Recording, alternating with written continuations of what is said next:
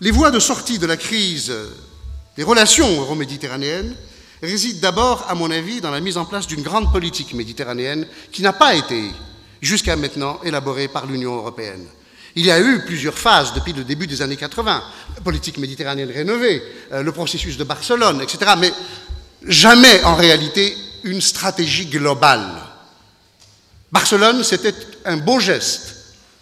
Tous les accords d'association, sauf avec la Libye et la Syrie, pratiquement tous ont été signés. Avec la Syrie, c'est signé, mais ce n'est pas paraphé. Donc, tous les accords d'association sont là. Ils n'ont pas amené grand-chose aux pays du Sud, mais enfin, ils sont là. Mais on parlait de la création d'une zone de libre-échange. Ça ne suffit pas, parce qu'il faut avoir une conception globale.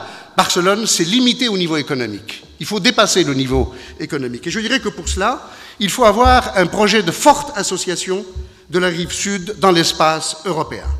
Ce qui ne signifie pas nécessairement intégration totale.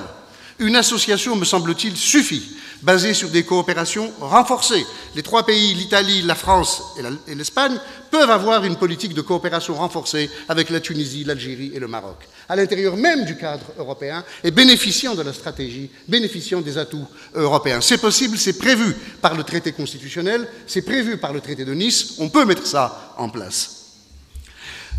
Nous avions parlé en 1995 de la création d'une monnaie commune. Il n'est pas possible d'avoir une monnaie si puissante que l'euro aujourd'hui, tournée vers elle-même, qui n'est même plus en compétition avec le dollar, mais qui est tournée vers elle-même, c'est-à-dire tournée vers l'économie européenne en tant que telle, et en même temps avoir des gens dont la monnaie est sous-valorisée en dépit de leur richesse réelle et sous-valorisée de l'autre côté de la Méditerranée. Il faut aller vers la création d'une monnaie commune.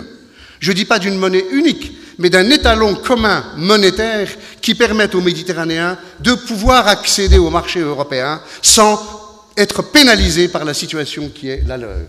La zone de libre-échange doit intégrer une dimension monétaire, sinon elle ne marchera pas. Nous en avions discuté ici à Barcelone. Je l'avais dit à Jordi Pujol en 1995. Nous en avions discuté. C'est toujours pas en place. On me dit que le président Sarkozy est en train d'y penser. On verra. Mais il est clair que là, c'est un axe fondamental. Et puis des projets de co-développement, parce que des projets de co-développement verticaux entre les pays du Nord et les pays du Sud, mais aussi favoriser les projets de co-développement horizontaux entre les pays de la Méditerranée, entre le Maroc, l'Algérie, la Tunisie, les pays de l'Est, bref, de l'Est méditerranéen. Deuxième point, et je terminerai là-dessus, je l'ai dit, il faut libérer la circulation. Il faut étendre les visas, il faut avoir une conception beaucoup plus libérale des visas. Il faut mettre en place une stratégie fondée sur les allers-retours. Je vois que M. Barroso a finalement intégré cette idée de co-développement liée aux flux migratoires, donc il le propose. Il est très important de permettre aux gens de venir, de repartir. Il est très important de mettre, excusez l'expression, dans cette relation qui a été cadavérisée. La relation entre l'Europe et le sud de la Méditerranée a été cadavérisée. Eh bien, il faut mettre à l'intérieur de cette relation du sang.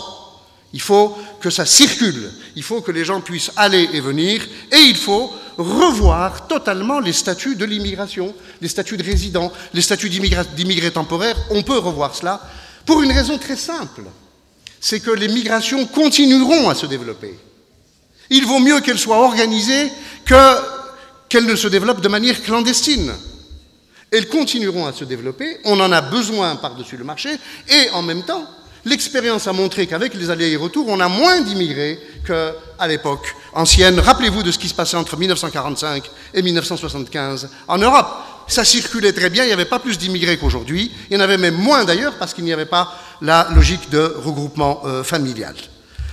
Il faut prendre en main sérieusement le conflit israélo-palestinien, car ce conflit pourrit tout. Car ce conflit sépare, car ce conflit détruit la force de l'Europe et la force de la Méditerranée et la force des pays du Sud. Il faut le prendre en charge, et le prendre en charge, ça signifie, excusez là aussi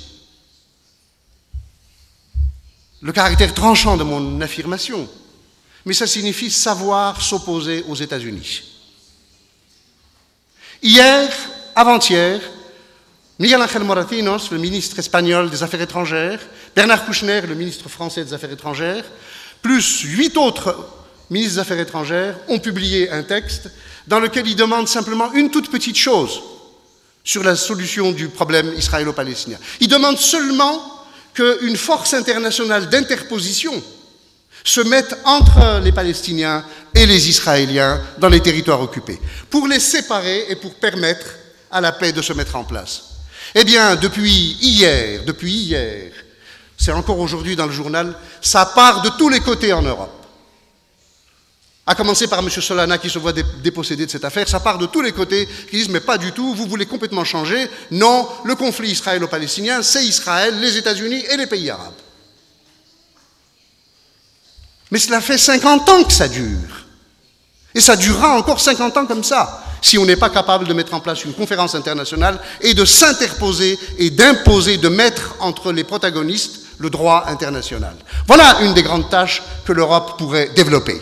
Voilà une des grandes tâches, un des grands défis pour l'Europe. Et enfin, je terminerai en disant qu'il faut faire vivre cette culture de l'échange sous toutes ses formes, culturelles, économiques, humaines, à travers un dialogue des sociétés civiles. Vous savez, aujourd'hui, on dit de plus en plus, on parle de dialogue des civilisations, on parle de rencontres, etc. Moi, je voudrais que ce soit mis en place pratiquement. Je voudrais qu'on donne un contenu à ce dialogue des civilisations, et ce contenu, eh bien, c'est tout simplement de permettre aux sociétés civiles méditerranéennes de pouvoir se rencontrer, se connaître, échanger, s'entrechoquer, et finalement, parce que nous avons affaire tout simplement à des êtres humains responsables, trouver des solutions de vie communes. Il est de notre responsabilité de construire une Méditerranée interdépendante, solidaire, pacifique. C'est possible et par votre travail, je crois que vous en donnez l'exemple. Merci.